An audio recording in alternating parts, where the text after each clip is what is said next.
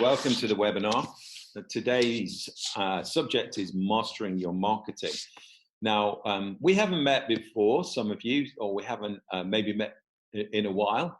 And I don't exactly know what your challenges are at this moment in time. I don't know whether maybe you are doing some marketing and you're not getting return on investment, or you feel like you've tried absolutely everything and nothing seems to be working. Or maybe you are getting a decent return on investment, you just want some more ideas. But it'd be really useful for me to understand a little bit more about what your actual challenges are so that I can make sure that I tailor this webinar to give you the best value. So if I could ask you, please, just to, either in your question and answer box or in your chat box, just give me some ideas as to the sorts of challenges that you're currently having with sales or marketing in particular within your business. I should be smarter at it, I'm getting here. And what does that mean? What does smart mean? And I've got here increasing the number of appointments I book. So we want to make sure that we're actually getting some appointments and then converting those appointments, I'm pretty sure will be a big thing for you as well, Kevin. We've got commoditization of products leading to lower margins. I've got getting people to see my online courses. What else have we got here? I have a good pipeline, but I know that I'm not as effective as I could be. All right, well, look, as we go through this presentation today, if any other questions pop up in your mind, probably the best thing to do is to open up the question in the question and answer box that you've got there, and I will be doing some polls later on as well. Okay, so let's get into this. If it's okay with you, I'm just going to share a little bit of my story. So I started my first business back in 1990. Did pretty well. I started with just 26 quid, and then over the next 5 or 6 years, we got to a £1.5 million turnover with 40 team members. But then something really interesting happened. That business then stayed at 1.5 million for the next 7 years. Now, I didn't realize at the time that what I was actually doing wrong. And I ended up getting quite frustrated with the business. In fact, in the end, I ended up selling the business altogether. But the thing that was really evident to me once I actually learned what I needed to be doing was the reason why I didn't grow that business past the 1.5 million mark was because I only had one marketing strategy. And that really was a revelation, because once that one marketing strategy stopped working, guess what? The business didn't grow anymore. So all I was relying on was more business from my existing customers and also a bit of word of mouth. In other words, when I say word of mouth, it wasn't a strategy. I was sitting by the telephone waiting for it to ring and hoping that it was going to ring because someone out there had actually recommended my products and services. Now, I don't know if that's a similar sort of situation with you guys, but certainly that left me very vulnerable. In business, we don't want such thing as a single point of failure. And if you've only got one or maybe two marketing strategies or no marketing strategies at all, then clearly it's going to be extremely difficult to grow your business. So I realized after a while that I needed to be much more proactive about this stuff. And I needed to start to learn a little bit more about marketing in order to be able to have some sort of predictability in the growth in my business. So things changed for me once I realized that the error of my ways, that one marketing strategy and relying on word of mouth and not being proactive about it wasn't good enough. Now, what I'd like to ask you guys is, who here would say, and you should be able to raise your hands, who here would say that word of mouth is their number one marketing strategy? So I've got one person putting their hand up and saying that actually, oh no, five people now putting their hands up. So pretty much everybody on this call, word of mouth is your number one strategy. But the question is, how many of you have actually got proactive word of mouth marketing strategies? In other words, you've got referral strategies that you are consistently using on a regular basis that are tested and measured, and you know exactly what responses you're getting from them. So that you can sit back and you know that you're going to get at least 5 or 6 leads every single week or every single month from your existing client base. If that is you, raise your hand and we might unmute you and find out what you're doing so well so that other people can learn it. Okay, so nobody. Well, it goes to say that it doesn't really matter what marketing strategy you're using. We need to make sure that we are using multiple marketing strategies. We need to make sure as well that we are actually testing the effectiveness of our marketing strategies. So what I'm going to do for you today is, because you've actually joined me here today on this webinar, I want to make sure that you get a return on investment. And this webinar is all about return on investment. Now, you haven't actually invested any money to be here today on this webinar, but what you are investing is some of your time. So as a reward for the time that you're investing with me here today, unless you're already working with me, I'm going to offer you something quite special. Okay, for attending today, I have a free gift for you, or not a free gift, but a gift. Our 90-day marketing plan workshop, which is usually £395 plus VAT. What I'm going to do today as a special offer is if you decide you wish to sign up for our next one, we're going to do that at just £50 plus VAT. Now, I believe, and I'm sure that you believe too, that if you fail to plan, you plan to fail. So we need to make sure that we are actually putting a marketing plan together.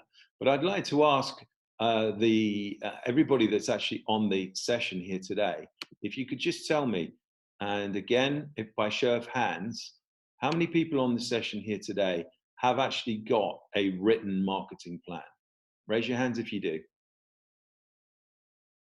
Okay, so I've actually only got 2 people on the session who have actually got a written marketing plan. Does that mean the rest of you don't feel that it is a useful thing to have, a marketing plan? So what I would like to understand is, why do people not why do they not do a marketing plan? So if I could ask you in your chat box or your question box, just to give me the answer to that question, why do you think people do not do a marketing plan? So I've got one person here says they don't know how to do it. I've got someone that says they've got a draft plan, but they want some support on it. What about the rest of you? Why do you not? Why do you think you or other people don't actually do a marketing plan? Francesca says because they're focused on other parts of the business. Fair enough. Any other reasons? Let's have a look. Kevin, I do have a plan and a strategy. However, it's not written down formally. Okay, fine. So does that mean it's in your head? Is that what you're saying? And I've got another one here that says I've got a draft plan in process, but too busy. Is that too busy to complete the plan, Jason, or too busy to execute it? Or both, maybe. Draft plan in process, but too busy. Okay, I believe that marketing should be 70% of my business time, but it's a tad erratic. Right, well, erratic plans and erratic activities probably going to lead to what? Erratic results, maybe. So we need to make sure that we're not being erratic. Now, I want to show you something here today, which I think is a bit of a game changer. It was certainly a game changer for me when I realized what I was doing wrong. And this is what we call the Action Coach marketing leverage. There's many definitions of leverage, but I think probably one of my favorite definitions of leverage is ever more with ever less, or do the work once and get paid forever. Another one is divide to multiply. And that's what I'm going to do right now. And that is divide the results that you're looking for to multiply the actual effect, so that you get a better result at the end by breaking it down into its component parts. You see, every business owner, I'm sure that you'll agree, wants to have a great business chassis. This is probably one of the most important business lessons you're ever going to learn. You may not be ready for it. You know what? The same chassis is used both for the VW Golf as it is for the Audi R8. The question is, which one would you rather have? And it's exactly the same with your business. So in other words, what does the business chassis look like? Well, the great news is there's only 5 ways to increase your profits. But we break it down into these 5 areas, and we see that the things that we really want, more customers, more revenue, and more profits, they're all results. They're results of those 5 things in blue. The number of leads multiplied by the conversion rate equals the number of customers. Multiply that by the number of transactions, and multiply that by the average order value. It gives you your revenue. Multiply that by your profit margins, and that gives you your profits. Now, here's my first question to you all, and I'm going to give you a poll, and I want to see what responses I get from you. So I'm launching the poll now. Does each and every person on this call know each of their numbers on a monthly basis? So in other words, do you know exactly how many leads you're getting? Do you know exactly what your conversion rate is? Do you know how many times your customers on average transact with you? Do you know what your average order value is? And do you know what your profit margin is for every area of the business? Very interesting, because you know what? On a webinar, I usually get people saying yes. The respondents saying yes is a lot higher than the respondents saying no. But quite often when I'm at a face-to-face seminar and ask people to prove this, I tend to get the numbers the other way. But at the moment, I've got 80% of people saying that they know each and every one of these numbers in their business. So in other words, all of you know exactly how many leads you're getting, where they're coming from, exactly what your conversion rate is. You're measuring that all the time, so you know how many customers you've got, how many times they transact with you, what your average order value and what your profit margins is. So if I was to ask you to tell me exactly what those numbers now, you would know, wouldn't you? Okay, so let's see. Onto the next slide. So if we were to put some of these numbers in, and what might be a good idea is if you have actually got your numbers available and you know what these numbers are, you might want to write your numbers down, and then we can do some calculations as to how much extra profit you can make by introducing some of the strategies that I'm going to talk to you about in a minute. So let's have a look at some numbers in this. If we've got a business that's producing 4,000 leads a year, they're generating 4,000 leads a year. If they're converting 25% of those leads, then they're working with 1,000 customers. Each of those customers transacts with them twice and spends £100, then the revenues are 200,000. The profit margin to 25%, then the profit is £50,000. I'm sure you're with me so far. Now, what I want to do is talk about how the marginal gains in each of these areas multiply the result. And if all you were ever doing was working on each of these different areas in your business all of the time, then obviously you're going to get a much better result on your profit. So let's have a look at how this would work with just a 10% increase in all of these areas. So here's a business that's producing or generating 4,000 leads a year. And let's say, like me with my previous business, they were only using one marketing strategy. My marketing strategy, by the way, if you want to know what it was cold calling. And it worked for me for a while, but back in those days, maybe there wasn't as many people cold calling when it very first started. But after a while, there were a lot more people cold calling. And guess what? The strategy lost its effectiveness. It didn't work as well. And the other strategy that I don't really call a strategy was word of mouth.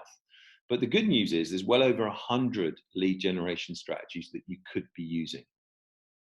So if you think about it, if you would introduce 2 or 3 new strategies to your business and improve 2 or 3 strategies that you're already doing, would it be possible for you to get a 10% increase in the number of leads? Of course it would. And if that was this business, that would just be 4,400. The conversion rate, obviously, there are many, many different ways of improving conversion rate, but let's just think about 1 or 2 of them right now. So, for example, I mean, how many people on the call here have had, by show of hands, how many of you have actually had formal sales training in the past? Raise your hands if you have, please. I've got nobody raising their hands to formal sales training. But how many of you, I'm presuming you're business owners, how many of you are actually in sales? Raise your hands if you are. There we go. Every single person on the call has raised their hands. You're all in sales because you're all business owners, and yet you've had no formal sales training. And how often do you think we should be training? I mean, how often do you think the average Olympic athlete trains? Or do they sit on a couch for 4 years and expect to win gold? So obviously sales training and going through some sort of formal sales training on a regular basis is going to help improve your conversion rate. The other thing as well to say is, you know, how many people on this call have operate from sales scripts, or what I'd like to call conversational guidelines. In other words, you've actually crafted a really good bunch of questions that you ask to your prospects when you sit in front of them to make sure that you've got a much better chance of actually converting. If you're not doing that, then maybe sales scripts would be something that you would like to have a look at. And maybe you need to get somebody else to critique your scripts for you if you haven't had any formal sales training, just to check that those scripts make sense. There's about 84 different ways that you can introduce into your business and things that you can improve within your business to improve your sales conversion. So surely, if we introduce 2 or 3 new strategies and improve some of the things that we're already doing, we should find it pretty easy to get a 10% increase in our conversion rate. And a 10% increase in conversion rate multiplied by the 10% increase in number of leads. What's interesting is we're not getting a 20% increase in customers, we're already getting the compound effect. So we've got a 21% increase in our customers. Okay, so what about transactions? There's got to be at least 60 different ways to improve transactions with our customers. One way might be just keep in touch with them a bit more often. If we're not keeping in touch with our customers a bit more often, guess who is keeping in touch with our customers? Absolutely, it's going to be our competitors. Now, I don't know how many of you have regular contact with all of your customers, but do we need to have regular contact with all of our customers? Of course we do.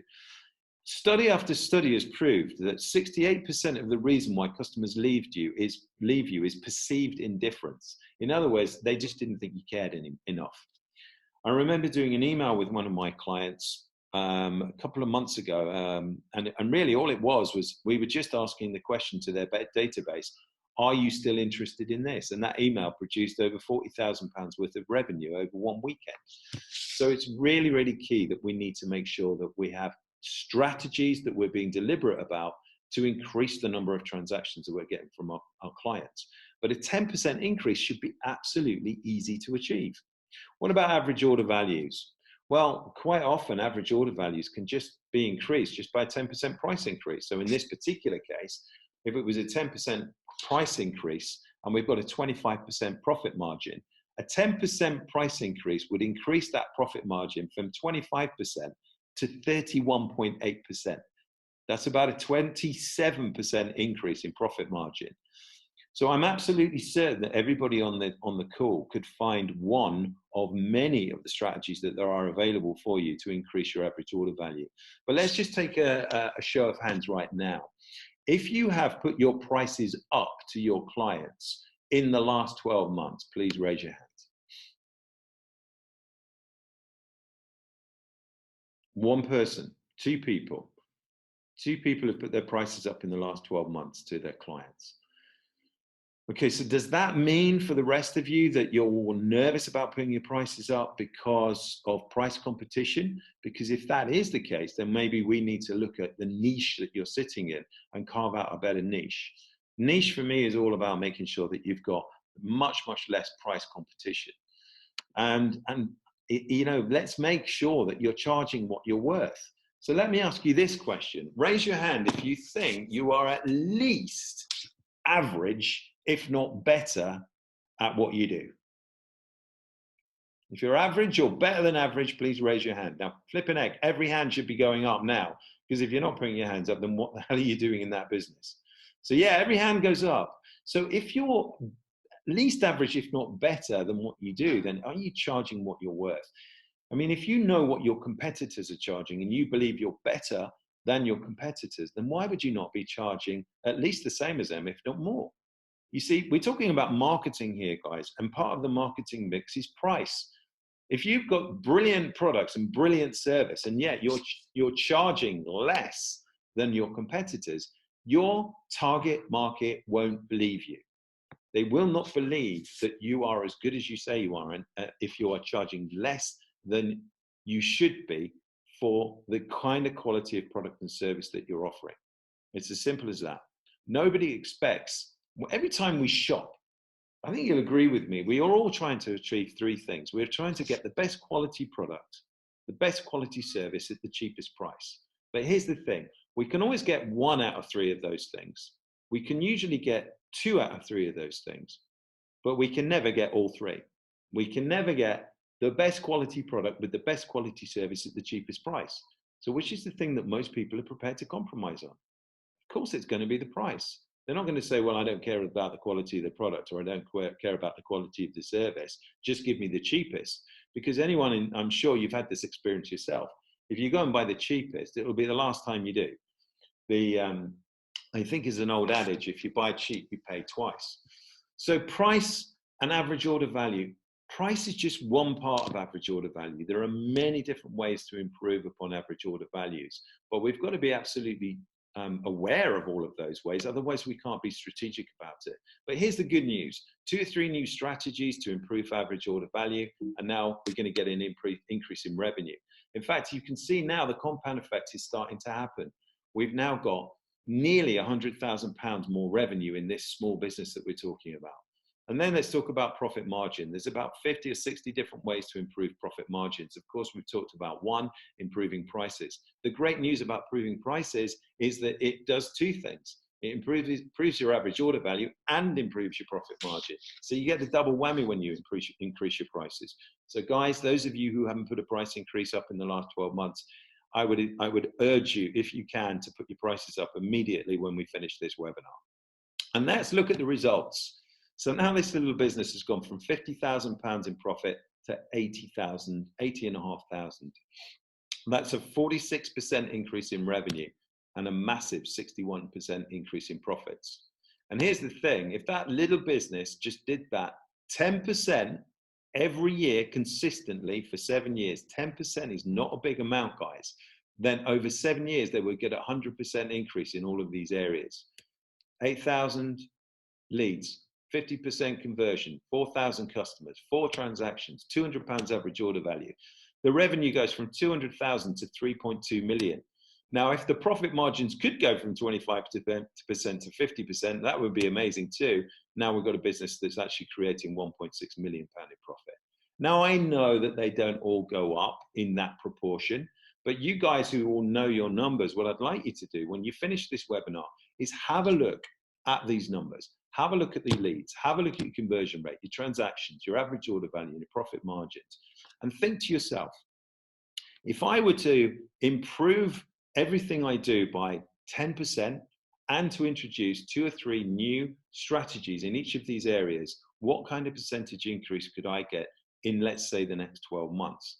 If we can have a look at that, then we can start to understand what kind of return on investment we're likely to get on all of these activities. And when I say all of these activities, there's the chart. There's over 400 different strategies across those 5 areas that you could choose from to improve your profits.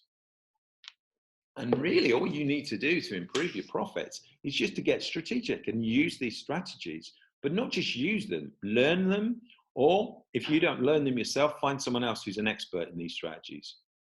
However, having said that, I think as a business owner, you need to take enough ownership of strategy to know enough about those strategies to know whether or not the person that you're engaging or the people that you're engaging to do them for you actually know what they're talking about.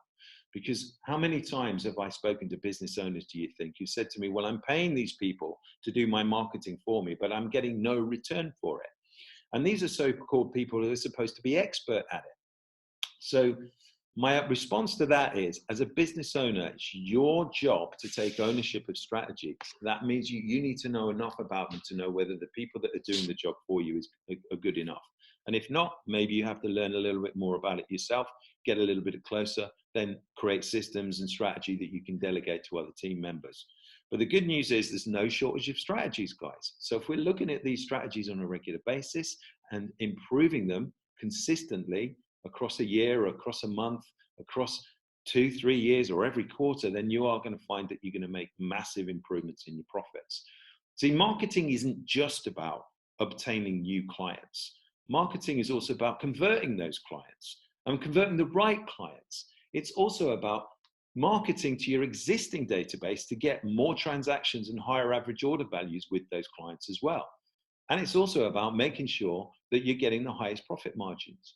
Marketing isn't just about brand new lead generation. It's about all of those areas, because really what we're looking for is improved profits, not just improved number of leads. The bottom line we're looking for is we need to improve our profit and we need to improve our cash. So how do we go about creating predictability in our sales and marketing machine? So your accountants generally will tell you that sales and marketing is what? In your question box, Just tell me, what do your accountants generally tell you that sales and marketing is, and where it should go on your profit and loss? So either in your chat box or your question box, give me the answer to that question, please. What are your thoughts? What do accountants tell you that marketing is, and where should it go on your profit and loss? In other words, is it a cost of sale? What is it? Nobody know? Okay, we've got a couple of answers here. We've got expense. Absolutely, that's exactly what your accountants are likely to tell you it is. Now, here's the thing, guys. For many of us, sales and marketing is an expense. And the reason being it's an expense is because we don't know if we're getting a return on it. And I would suggest that for the most part, unless you're actually doing something really well within your business, you should probably leave marketing and sales as an expense on your profit and loss at this moment in time. However, what we're really looking to do is get a return on investment. And if we want to get a return on investment on our marketing, what we need to do is make sure that we are testing and measuring. Those are the two most important words in business: test and measure. In other words, we need to, if somebody comes along and tells us that they've got an amazing marketing strategy that we ought to try, and I hear this all the time. You'll get people telling you that Facebook marketing or Facebook ManyChat or advertising on Instagram is the next best thing. And then business owners will go and spend a whole load of money, and I mean spend it, on that kind of marketing without really doing the test and measure, and they don't know if they're getting a return on investment. The only way to really know whether you're getting a return on investment or not is to test and measure it. So I want you to think about how well you are doing this stuff right now, and whether you need to do it any better, okay? So ask yourself this question: do you know every single lead source? Do you know the source of every single lead that you're getting, rather? Do you know how many you're getting from every single lead source? Do you know how much it's costing you for every single lead you're getting from every single lead source? And do you know what the conversion rate is on every single lead you're getting from every single lead source? Therefore, you know how much it's costing you to actually get the client.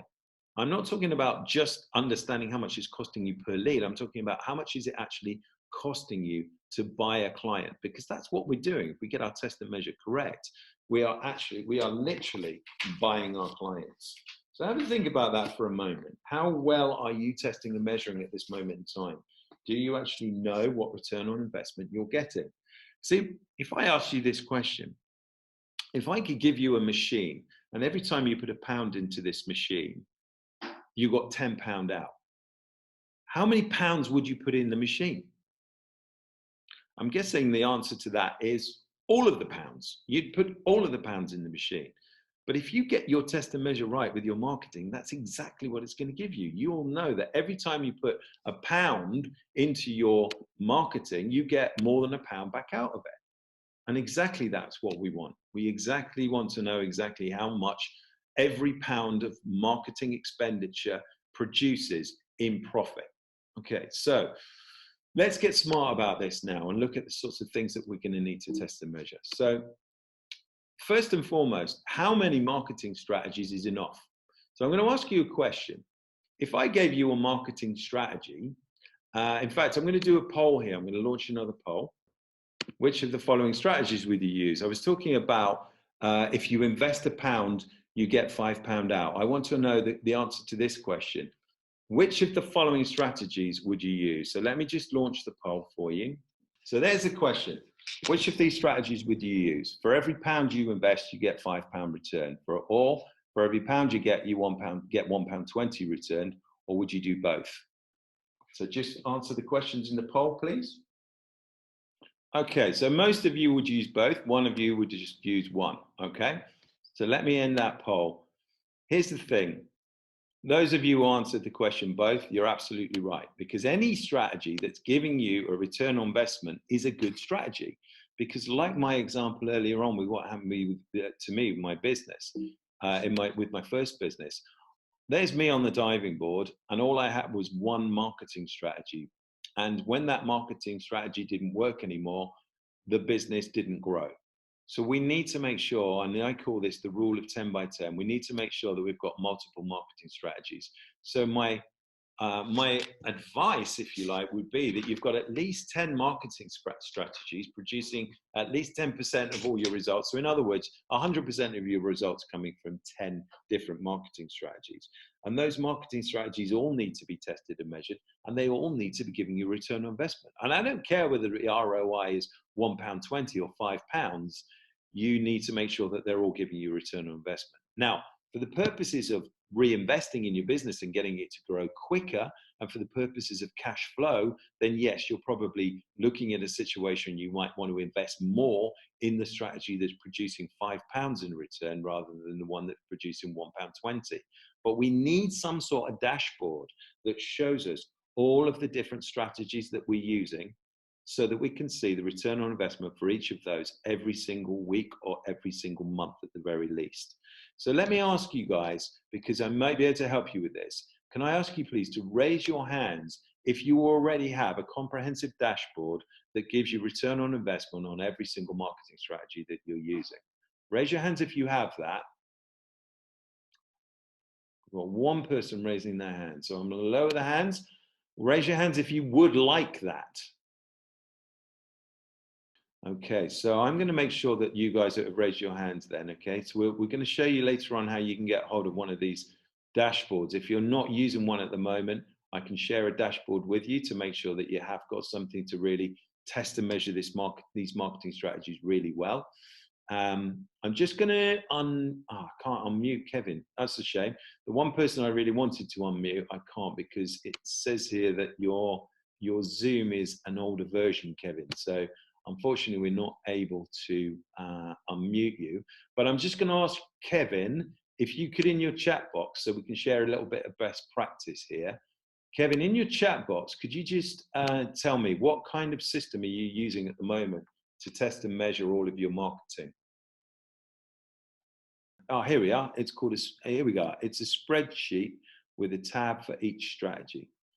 Fantastic. I thought it might be a CRM system or something like that, but actually, to be honest with you guys, keep it simple. Why not? A spreadsheet with a tab for every single strategy. We know exactly how many leads we're getting from each strategy, how much we're investing in each strategy. We can then see what return on investment we're getting from each strategy. If, by the way, guys, you would like me to share a dashboard with you after this session, you're going to get a follow-up email. Just reply to my email address and I will share one with you. Jason, talking specifically to you, I've actually created one specifically for you, Jason, that I'm going to put in your folder, and we're going to be talking about that on Tuesday when we meet. So you don't need to ask me for it. It's already done for you. Okay, great. So let's move on. So let's have a think about how much we actually measure. So testing and measuring comes in many different forms and comes across many different areas of your business. But I just want to look at specifically, talk about advertising to start off with. So here's two different types of adverts. We've got advert A and advert B, and we're going to test and measure those two adverts and look at the results against each other. The first advert costs £1,000. The second advert costs £1,000. But advert A produces 1,000 leads and advert B produces 100 leads. So let me ask you the question then, which of those is the best strategy? So in your question answer box, which is the best strategy? Is it A or B? So we've got A. So we've got some answers coming in now, and the answer is actually we don't know yet. So we don't know yet because actually what we need to do is see what's converting. So actually out of those 1,000 there, we had a conversion of 100 there, and we had a conversion of 50 in the other. So which of those is better? Is it A or is it B? The answer is we don't know yet. And the reason why we don't know yet is because we haven't considered average order value. So with strategy A, the average order value is £500. With strategy B, the average order value is £1,000. So which is better now? Well, the answer is we don't know yet, because the average profit On a test advert A is 200, and on test advert B, it's also 200. So which of them is better? Well, we still don't know yet because we haven't considered lifetime value. And lifetime value in profit on test advert A is 5,000, on test advert B is 10,000. So which of them is better? Well, the answer is we don't know yet, because actually the other thing is that with test advert A, all of those clients referred us to 10 more people just like that. And in test advert B, they referred us to 2.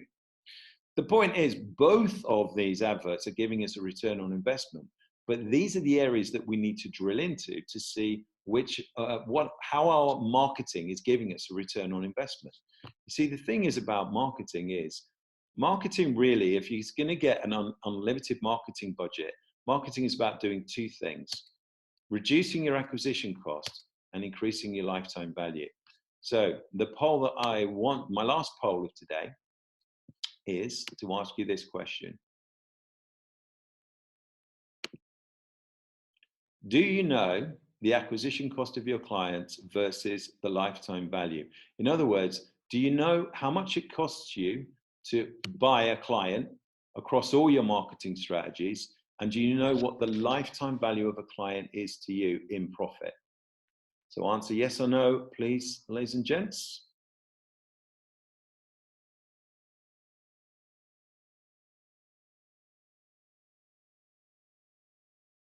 Okay, so we've got one person that knows exactly how much it costs to buy every single client with their marketing strategies, and everybody else doesn't know the answer to that question. They don't know how much it's costing them.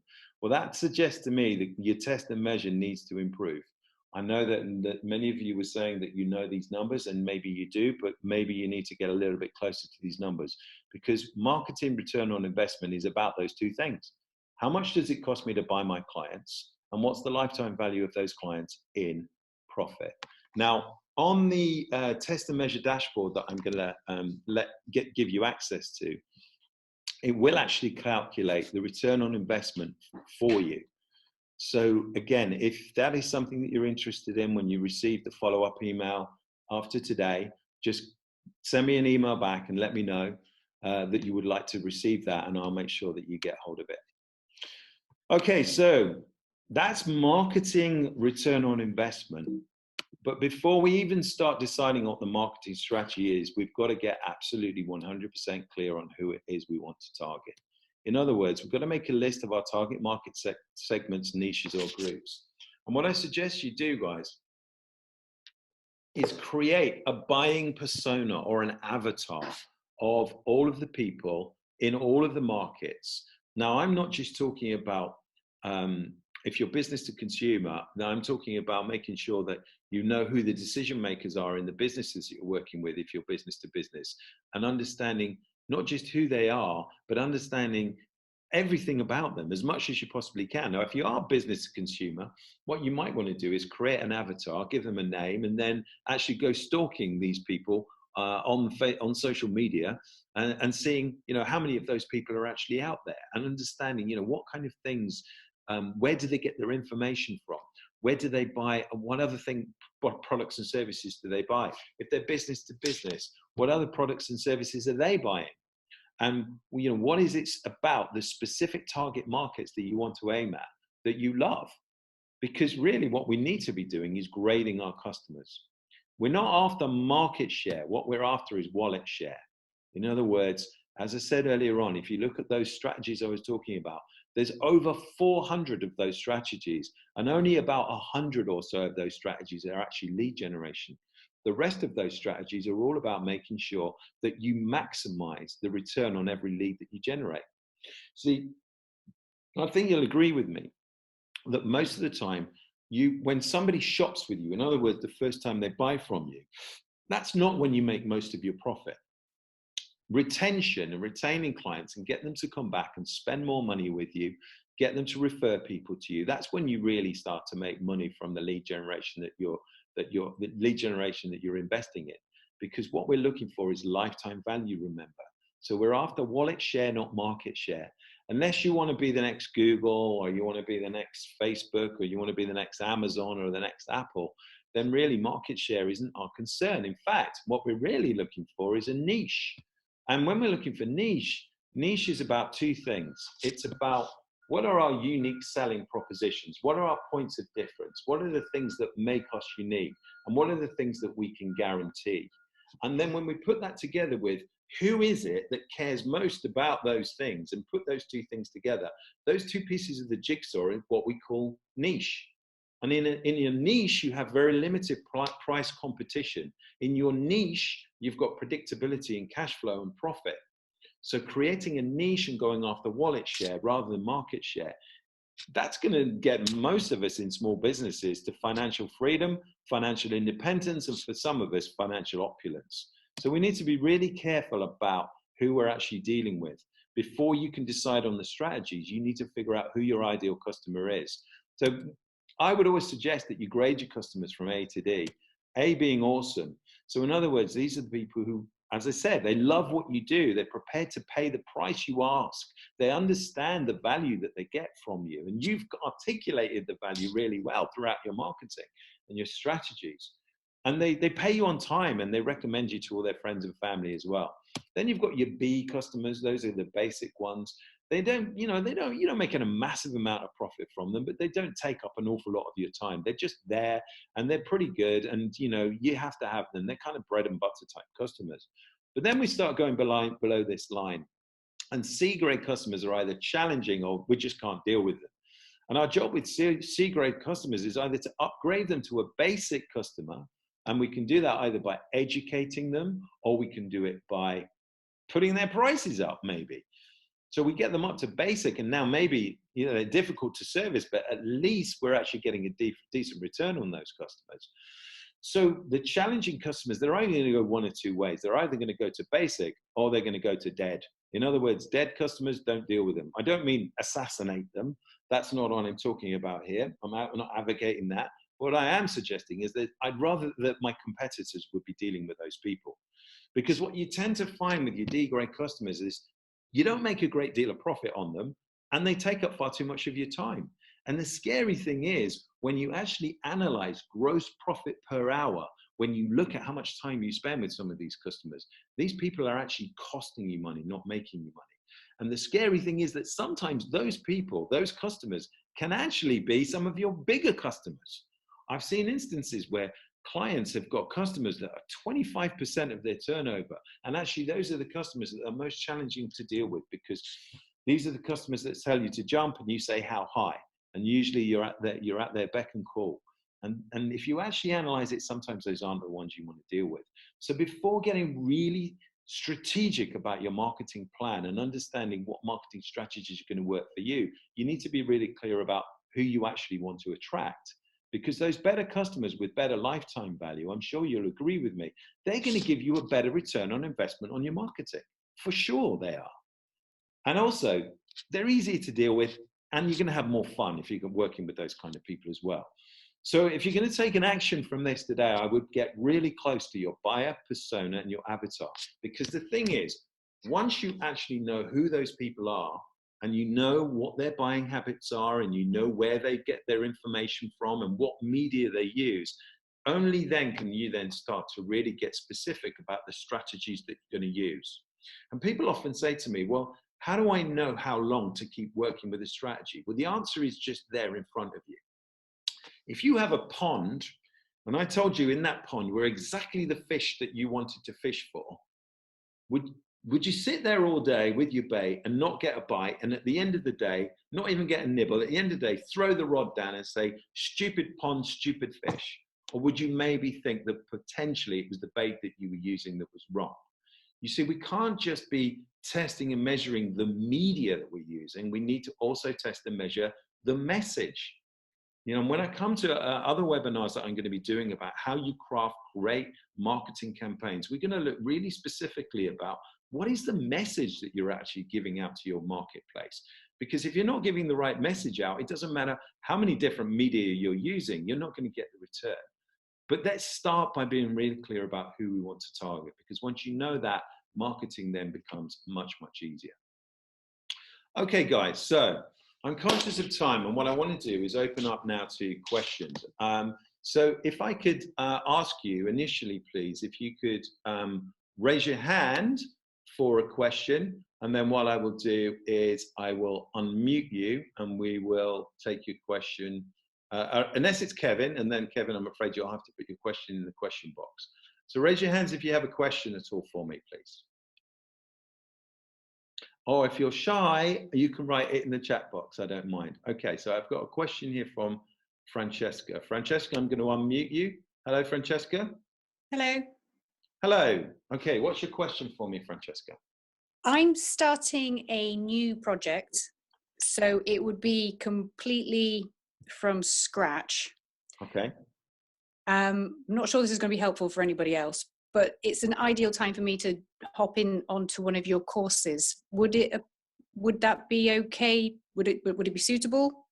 Could I do that with one of your courses? Absolutely. I'm passionate about helping people that are starting new projects or starting new businesses, Okay. because my startup 30 years ago, as I said, I started with 26 quid and there wasn't really any help around in those days. So I just stumbled around not knowing what I was doing. So yeah, what we'll do, Francesca, is we'll make sure we connect with you afterwards, and we have some regular sales and marketing workshops that I think you'll find really valuable. We also, in a moment, I'm going to show you some of the other ways that we can help you. So if it's difficult for you to get over here for a sales and marketing workshop, we've got loads of online resources that we can offer you as well. And yeah, I mean, look, be honest with you, you've got to get as much help as you possibly can when you're starting a business. So the way I look at it is, we're all here to help each other. And, we've got a good business community of people that are prepared to share lots of wins and mistakes as well, because it's cheaper to learn by their mistakes. Well, that's it. I've done my fair share of that with my other business. So this one, I just thought I'd start it right at the beginning. Okay, fantastic. Well, I'm going to give you some pointers as to other ways in which we can help you, and I'll also make sure that somebody in my team connects with you just to find out what we've got that would be most appropriate for you to then have a look at, so we can get you started. Okay, thank you. Thanks for your question. Okay, do we have anyone else who wants to ask a question or put a question in the question box? Let's see if we've got any questions in the question box from anyone who is shy. So we've got something here from Kevin. Hard to gauge lifetime value because customers last years, some are 10 years on from time of acquisition. So I'm just going to address this point that Kevin has made here about it being hard to gauge lifetime value because customers last year, some are 10 years from the time of acquisition. What I'm talking about really, Kevin, is average lifetime value. Okay, so you're absolutely right. Some will last 10 years, some might last 10 minutes. Heaven forbid that would be the case. I'm sure that doesn't happen to you. But the point is average lifetime value. So we can only really go back as far as records began, if you like. And it depends on your accounting system, or it depends on your CRM system as to how far back that goes. But the easiest way to look at what the lifetime value of a client is actually to calculate the total turnover that you've made since you started, divide that by the total number of clients that you've worked with. That will give you a lifetime value in revenue. And then if you know roughly what exactly what your net profit margin is, then just work out that margin and on that average turnover, lifetime turnover figure, and that should give you a really good indication as to what a client is actually worth to you as it stands right now. Obviously, we can't predict it for the future, and it may well be, let's say, for example, a lot of the accountants that I coach, some of them have had clients for like 25 years, and they're probably going to stay with them forever because people tend to not move away from their accountants.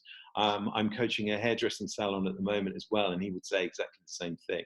So you're absolutely right, Kevin. It can be difficult, but if it helps at all, the way that I tend to look at it is, what's the total turnover over the last X number of years, divide by the number of clients that we've actually worked with, gives you the average revenue for lifetime revenue, and then multiplied by your net profit margin. Okay, so do we have any other questions? Let's have a look. I'm going to go to the chat box and see if there's anyone else asking questions there. No, so I've got no questions in that box. Kevin, you're more than welcome. And okay, so if we've got anyone else wants to put their hand up to ask a question? If not, I'm going to move on. Okay, so no more questions. Okay, here we go.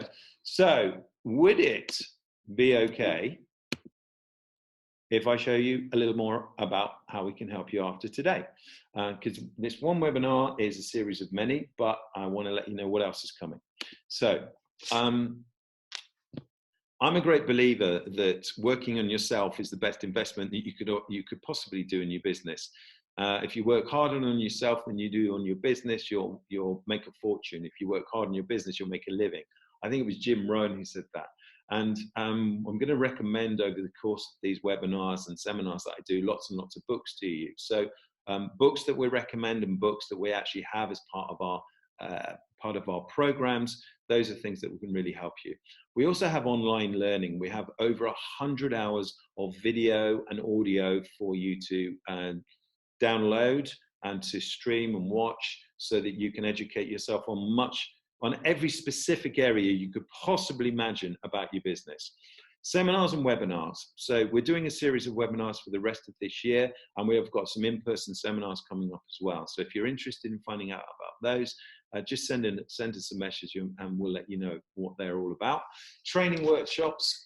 We do at least 3 training workshops every single month, usually 4 and sometimes even 5. So there's lots of training workshops coming up as well.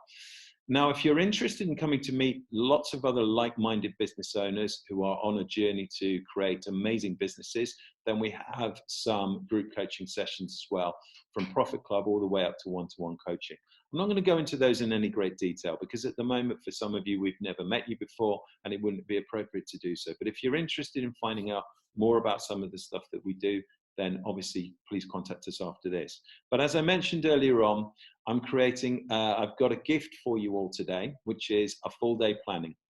Those of you who are already working with me, you know that you're going to be coming to your next 90-day planning at some point in the next few months. But we have a 90-day planning session at the end of every single month. Now, if you're not a client yet, then there is a cost involved in this. It's normally £395 plus VAT.